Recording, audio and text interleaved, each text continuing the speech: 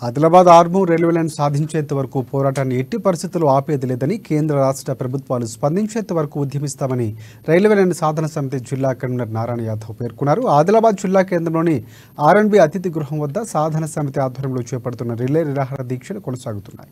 శనివారం 26వ రోజుకు చేరుకున్నాయి. ఈ రిలే దీక్షా శిబిరాన్ని పారామెడికల్ కళాశాల విద్యార్థులు సందర్శించి సంఘీభావం తెలిపారు.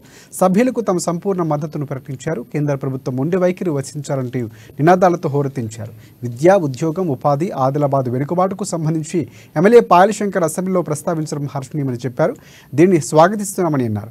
అలాగే పేద మధ్యతరగతి ప్రజలకు ఎంతో మేలు చేసే రైల్వే లైన్ మంజూరుపై అసెంబ్లీ వేదికగా మాట్లాడలేదని చెప్పారు. అది కూడా మాట్లాడితే బాగుండేదని కూడా అభిప్రాయాన్ని వ్యక్తం చేశారు. ఇప్పటికైనా కేంద్ర ప్రభుత్వం వెంటనే స్పందించి రైల్వే లైన్ను మంజూరు చేసి సకాలంలో ఏకకాలంలో బడ్జెట్ను విడుదల చేయాలని డిమాండ్ చేశారు. లేదంటే వచ్చే పార్లమెంట్ ఎన్నికల్లో సాధన సమితి తరఫున అభ్యర్థిని బరిలోకి దింపి రైలు గుర్తుపైనే పోటీ చేయిస్తామని హెచ్చరించారు. ఈ కార్యక్రమంలో రైల్వే లైన్ సాధన సమితి సభ్యులు, పారామెడికల్ కళాశాల విద్యార్థులు పాల్గొన్నారు.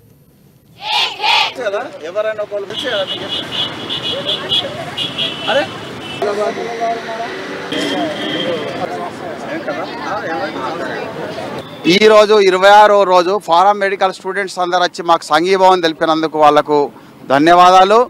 ప్రతి ఒక్కరు అన్ని సంఘాల వాళ్ళు సంఘీభావం తెలియజేస్తున్నారు. నిన్నటి రోజు అసెంబ్లీలో మన ఆదిలాబాదు ఎమ్మెల్యే పాయల్ శంకర్ అన్న మరి విద్య, ఉద్యోగం, ఆదిలాబాద్ జిల్లా వెనుకబాటుతనం గురించి చాలా మంచిగా ప్రజెంటేషన్ చేసిండు.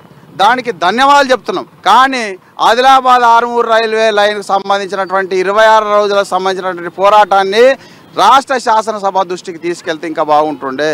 కానీ ఇంకొక విషయం, ఎయిర్పోర్ట్ గురించి ఎంతైతే తహతాలు ఆడినవో అది ఒక రైలు అనంటే పేద ప్రజలకు సంబంధించిందనా లేదా చిన్న చూపు చూసినావా? రైలు గురించి నువ్వు ఎందుకు మాట్లాడలేకపోయినావు? రాష్ట్రం యొక్క వాటాను ఎందుకు అడగలేకపోయినావు? రాష్ట్రం వాటా ఇవ్వకపోతే కేంద్రమే 100% నిధులతో మేము తీసుకొస్తామనే ఒక ఆత్మవిశ్వాసం మీ దగ్గర ఎందుకు లేదు? ప్రజలను ఏ విధంగా ఒప్పించగలుగుతారో? ఒకవేళ ప్రజలు ఒప్పే పరిస్థితి లేకపోతే